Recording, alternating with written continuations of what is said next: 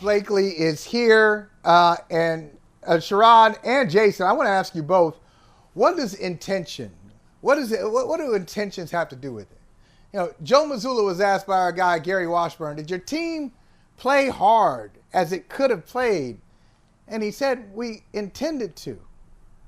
What does that mean? I don't understand. What is he trying to say, Sherrod? When I hear intentions, I get that participatory metal ribbon for everyone who shows up by. Like, my kids want to go out there and they intentionally want to play well. But if they get beat 72-0 in football, should they be, am I supposed to, well, you know, they intended to play well. No, they got beat. They got beat. And we need to figure out how to not let that happen again. I think Joe Mazzulla, and bless his heart, he's a good guy, good coach. But there needs to be, again, there needs to be a moment of truth that he has with his team and just be real with them and say, hey, fellas, you are underachieving. You are not playing as well as you should, and we need to stop this. Either be the team that you say you are, or let's just put our hands together and count down. 1, 2, 3, Cancun, because it's over if you don't. What do you say, Jason? You already took your takedown of Jason Tatum. Who else you want to take out? You want to go with Jaylen Brown now? Who you want to take out next? I got to tell you, in sports, you know, intentions are the sports version of thoughts and prayers in politics. Okay, like you can give thoughts and prayers. It doesn't mean you're solving the problem. It just means you're thinking about it a lot and you wish things would be better. I am very careful, very, very careful to ever question the effort of professional athletes, because what they do is amazing. They put a tremendous amount of practice in to even be where they are. They clearly work hard. They clearly care, right? But sometimes you ain't just got the heart. You don't. Sometimes you got a big heart. Sometimes you got that dog in you. Sometimes you got that natural Jimmy Butler, right? And sometimes you're the Grinch with a heart this big. And that's what I think. You know, I don't know. The Grinch got a small heart. The other green people got small hearts. That's all the Celtics. They ain't got heart. They've never had heart. They don't have Kevin Hart. They don't have Bret Hart. They have no heart. And we saw that. We saw examples of this in the first round. When you let Trae Young hit that shot, when you let Trae Young pull up and hit that shot, because Trae Young don't care. He'll go 2 for 14 in the 404 and still win by 3. Okay? When they let that happen, I knew this was not a team that had the heart or intentions or the thoughts and prayers of being champions. Yeah, they really have. You know what, Sherrod, if you look at it, and maybe I'm being conservative here in a sports sense. Okay, you look at it, they blew Game 5, as Jason's talking about. They blew Game 5 against the Hawks, closeout game. They messed around with Game 1 of this Philadelphia series, but they didn't play any defense. That's when Harden had his first 40-point game of the series. Game 4, Joe Mazzulla becomes the coach who says, I think the first coach I've ever heard of who said, you know what I'm going to be named for? I'm going to be known for? That Pat Riley and Phil Jackson were known for motivation. Some coaches are known for their beautiful play designs out of timeouts. I'm going to be known as the guy who doesn't call timeouts. I won't call timeouts in overtime or regulation. So really, I've counted 3 playoff games that they've messed around with, probably should have won, and have blown them all. I mean, are we talking about, you said he's a nice guy, a good coach, I think you said, Sherrod. Mm-hmm. Is that what it is? Is he a good coach? Is he? I think he's a good coach who is doing the kind of things that happen when you're a good coach put in a position that you probably weren't as seasoned for as you should have been. I mean, remember, he was elevated from the assistant coaching ranks, but he wasn't the next in command. He was number 3 on the depth chart. He wasn't even on the front row of the coaching, line that they have at games. And so he is learning a lot of stuff on the fly. And you know what happens when you learn on the fly. You're going to make mistakes. The disappointment for me has been the inability for the players around him to recognize this and basically cover their coach until he can get up to speed on where they're at. I mean, this is a team that has been to several deep playoff runs. They understand, or they should understand, what it takes to close out games. If you're Jason Tatum and you're the best player on the floor and you figured out a couple of things, you are not kicking the ball out to Marcus Smart in the closing seconds in a game you need to win. You're going to shoot the damn ball. You're not going to have a situation where you're playing a team like Philadelphia and you're averaging 20 shots a game and your next best player is only averaging 15 shots a game, and yet you're scoring 1 bucket more per game than he is. There's things that are going on with this team that just don't make sense, and Joe Mazzulla is an easy lightning rod to point to, but he's just part of the problem. They either got to figure this out, or again, first they need to do before the start of the game, 1, 2, 3 Cancun, call it a day. Don't prolong this if you don't have the heart to win this series. Don't prolong it beyond game 6. Can I just add, do you know how bad a coach you have to be that you're getting out-coached by Doc Rivers? Doc Rivers, who's the modern-day Lenny Wilkins, who's underachieved almost every single place he's been, except when he's got a tremendous... Like that's how bad the coaching is for the Celtics. Another one. Listen, I got a list already. Sherrod, he's already taken out, by my count, he's already taken out 26 people. It's like, we're 28 minutes into the show, he's almost like, you got to take it up to have like a person a minute. You just took out Doc Rivers and Lenny Wilkins in the same time. What a poor Lenny Wilkins. Poor Lenny Wilkins. Just saying. Come on. What was that? He won a lot of games and lost a lot of games. He underachieved. Oh, wow. Man, you cold-blooded. I mean, ain't nobody telling me I'm wrong here, because I'm not. Like if you're getting out-coached by Doc Rivers, you're doing something wrong. In all of his years in the NBA, ain't nobody ever said that Doc Rivers was a great coach as far as strategy and adjustments and like never. That has never happened. Good motivator, nice guy, great role model, but ain't a great coach. No one has ever believed that. And here he's literally looking like he's out coaching someone. That is an embarrassment. Look, the Celtics gonna have a lot to reevaluate at the end of the year, but that's just the top of the problems that they have on top of Jason Tatum.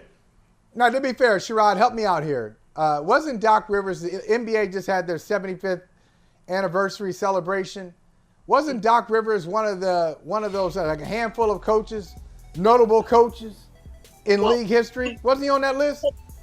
Yeah, well, the thing about that is Doc is in the top 10 all-time wins for coaches. So no matter what you think of him as a coach, and whether he leans heavily on motivation or not, the bottom line is his teams, through the course of time, have won a lot of games. Haven't won a lot of championships, but he's won a lot of games. And part of that, I think I call it the Phil Jackson syndrome, where he's had some teams that have ridiculous talent, where you can pretty much hit the auto button and win like 50, 55 games.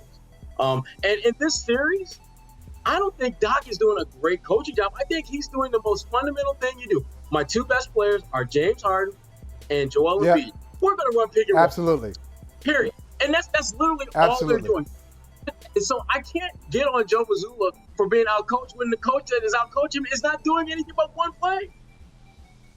One play. Yeah, exactly.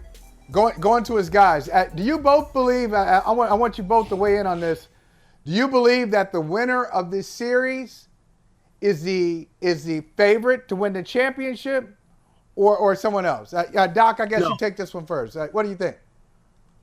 Oh, God, goodness gracious, no. No, neither of these teams is going to win the championship. Nobody in the Eastern Conference is going to win the championship. The winner of the NBA championship this year is either going to be the Lakers, the Golden State Warriors, or the Nuggets. It ain't going to be anybody coming out of the Eastern, unless somebody comes in, unless it's the 6-day law and somebody clones Jimmy Butler and Spoelstra puts 5 Jimmy Butlers on the court and they make it to the NBA Finals. That's the only way anyway out of the East is going to win. It's not going to be Embiid. It's not going to be Harden. It's not going to be any of these guys. They're going to run out of energy. They're going to run out of gas. They're going to run out of talent, and they'll be exposed for the mediocre coaches that most of them are being coached by. So no, the champion's coming out of the West. We just don't know which one's going to be yet.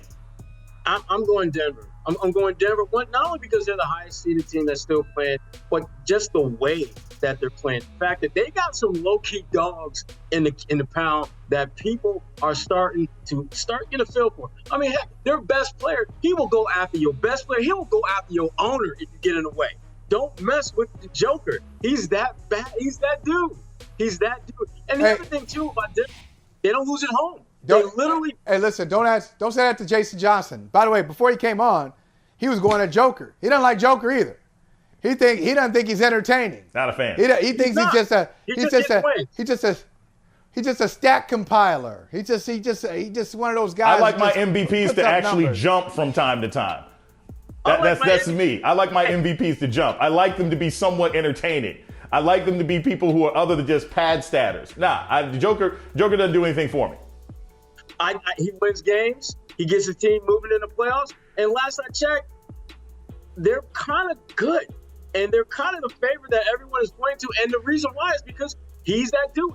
Listen, if you're willing to go after an owner, whether you know it's an owner or not, I don't give a damn. You are that bad a man. You're a bad dude. He's a bad dude. I don't see anyone willing to step to. I'm going to tell you this. I'm not saying he can't play. I'm not saying he's not interesting.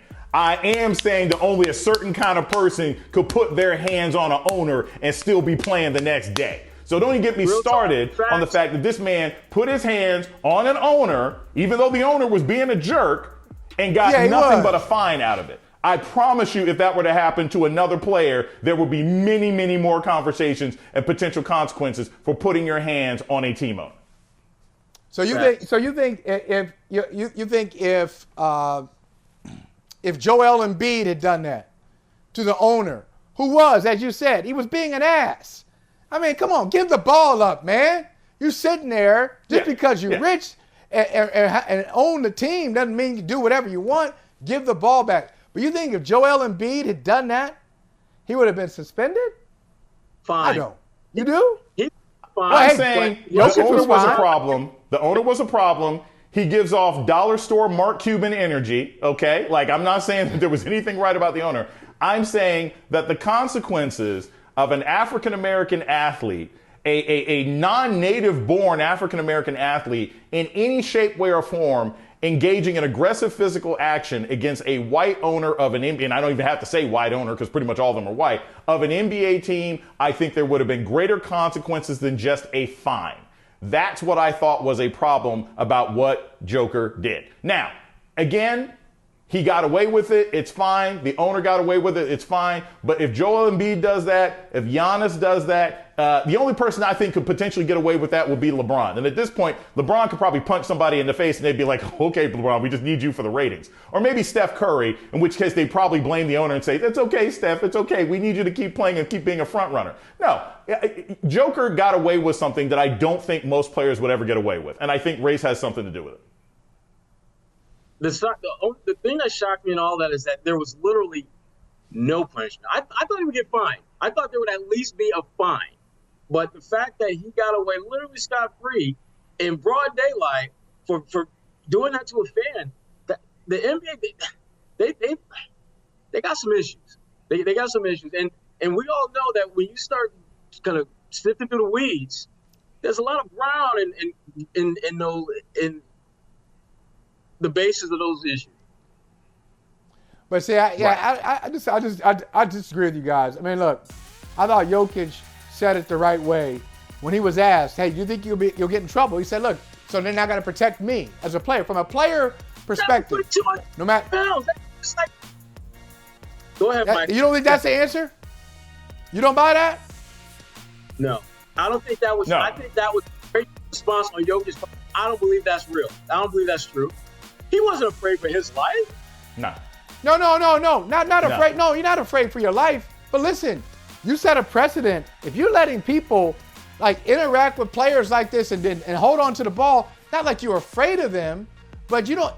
All it takes is something stupid and something silly to have you trip over somebody, sprain an ankle, whatever. No, you cannot have the precedent of people being on the court interacting with players. You just can't do it. So I agree with him. It's not like protecting them because they're scared. You just can't do that. I agree with it. But this is a larger conversation. We got to have this conversation. I didn't think he'd go in this direction, but I like where it's going. Because we haven't touched on the referees' role or lack of in my old situation. That's another day.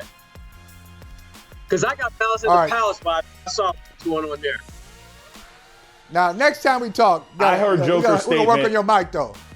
We're going to work on your mic, though. I heard Joker's statement, and I heard some real I feared for my life energy. I didn't like the sound of it, and we hear that too often.